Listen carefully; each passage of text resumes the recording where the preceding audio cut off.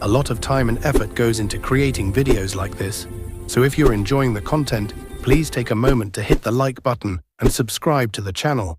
The Frontier, Doctor's Daughter.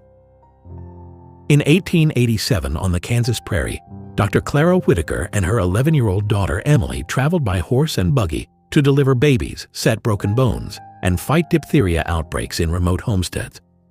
Emily carried the heavy medical bag, boiled instruments over campfires, and comforted frightened children while her mother worked. During a scarlet fever epidemic, they rode for 3 days without sleep to save a neighboring family. Young Emily later became a nurse, but she always remembered her mother's words. Medicine isn't just in the bag. It's in the hands that refuse to turn away from suffering. Together, this mother-daughter team brought healing to hundreds of isolated pioneer families. In the winter of 1888 on the Nebraska prairie, the entire Olson family, Norwegian immigrant parents and their 6 children, was trapped in their small sod house by the children's blizzard. Temperatures dropped to -40 degrees Fahrenheit and visibility fell to 0.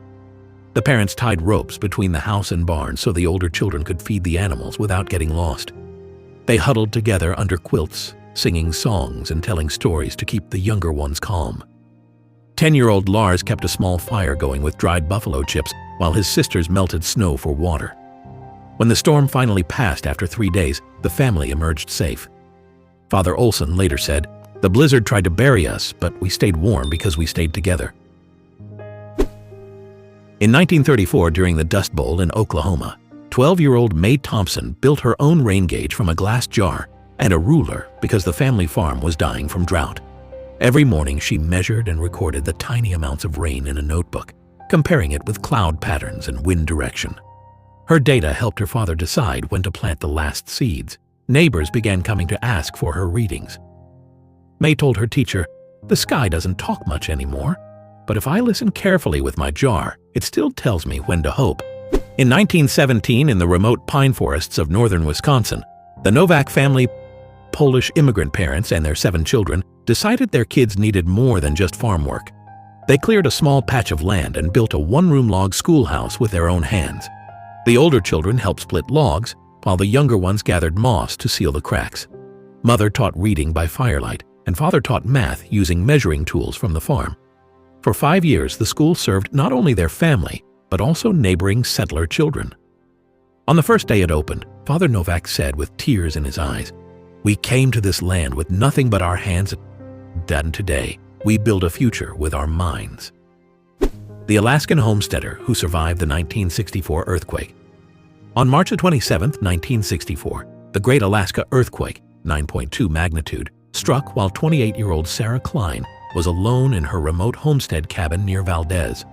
The ground buckled violently, trees snapped, and a massive tsunami warning was issued.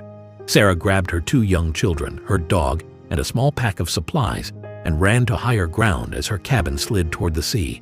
For 9 days they lived in a makeshift shelter of fallen spruce branches while aftershocks continued. She rationed food, kept the children warm with body heat, and signaled passing planes with a mirror. When rescue finally arrived, Sarah refused to leave permanently. She rebuilt her cabin stronger, higher up the slope, and stayed on the land she had claimed with her late husband. The Japanese-American farmer who saved his neighbor's farm.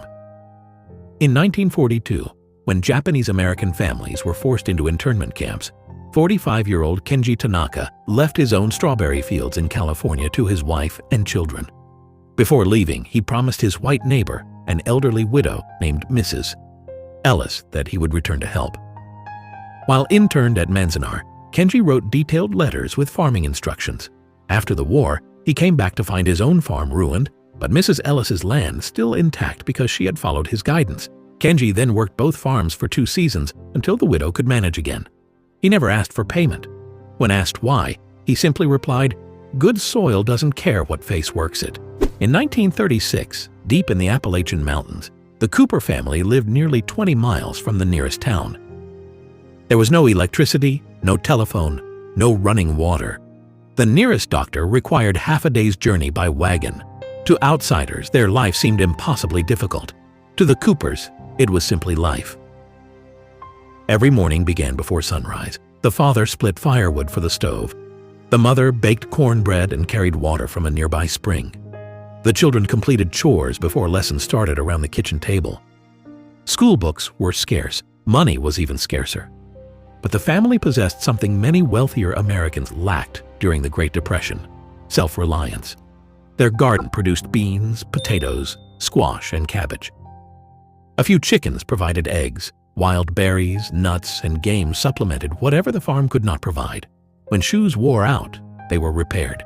When clothes tore, they were patched. Nothing useful was thrown away.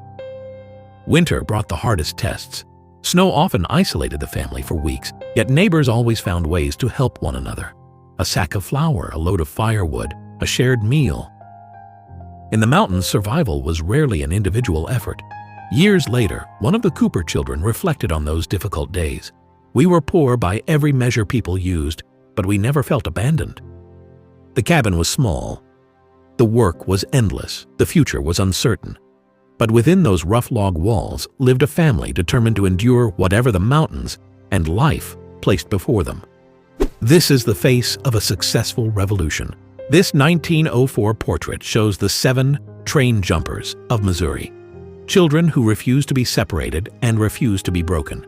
Led by 14-year-old Rose Callahan, they survived the orphan trains, the Missouri wilderness, and a system that saw them as disposable labor. By the time this photo was taken, they were no longer orphans. They were siblings by choice, captured with the authentic high-contrast grain of the era. This image is a testament to the power of the chosen family. They stood together in front of their new home, a united front against the world. Rose's legacy is a reminder that we are not bound by the circumstances of our birth. We have the power to jump off the train, to walk into the woods, and to find the people who will truly call us home. Share this story to honor the courage of Rose Callahan and every person who has fought to keep their family together, regardless of bloodlines. That's American, ain't it? In 1942, the Romano family owned a small village school where Antonio Romano taught children how to read, write, and dream beyond the troubles of the world. Every morning he welcomed every child with the same words: "Knowledge is something no one can ever steal from you." When the war arrived, many families fled, but Antonio refused to close the little school. He secretly continued teaching orphaned and displaced children inside the basement after dark. One evening, soldiers discovered the hidden classroom. The frightened children cried as Antonio stepped forward, claiming he alone was responsible. Before the soldiers led him away, one little girl handed him the chalk he always used to write lessons on the blackboard. Antonio smiled gently, broke the chalk into tiny pieces, and placed one piece into every child's hand. "Whenever you hold this," he whispered, "promise me you'll never stop learning." He never returned. Years after the war, the old school was rebuilt. Inside the entrance hung a simple wooden frame containing those tiny pieces of chalk, preserved by the children he had saved. Beneath them were the words, "A teacher's final lesson was courage."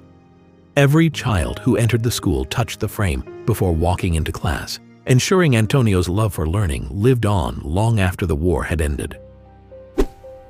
The 3 children who buried their parents on the Oregon Trail and finished the trip alone, because their dad made them promise. 1846. July 1846, Oregon Trail, South Pass, Wyoming. Cholera, Dawson family. Dad: Eli, 38, died July 2nd. Mom: Clara, 35, died July 4th. Left: William, 16, Mary, 14, James, 10. Wagon train said, "Come with us, we'll split you up." William said, "Dad made us promise. We see Oregon." They buried their parents side by side, carved names in a wagon board. Took the oxen, took the wagon. July, November, 5 months, 1,000 miles. William drove, Mary cooked. James watched for Indians, crossed the Snake River alone, fixed the wheel alone, buried the dog alone. November 28th, rolled into Oregon City, 3 kids, 1 wagon. William filed the land claim, 640 acres, in his dad's name. All 3 lived on it, never split it. 1846 Oregon Trail. Cholera kills both parents in 2 days. Kids 16, 14, 10 left alone. Bury parents, refuse wagon train help. Take wagon 1,000 miles, 5 months alone. Cross Snake River, fix wheels. Claim land in dad's name. Stay together.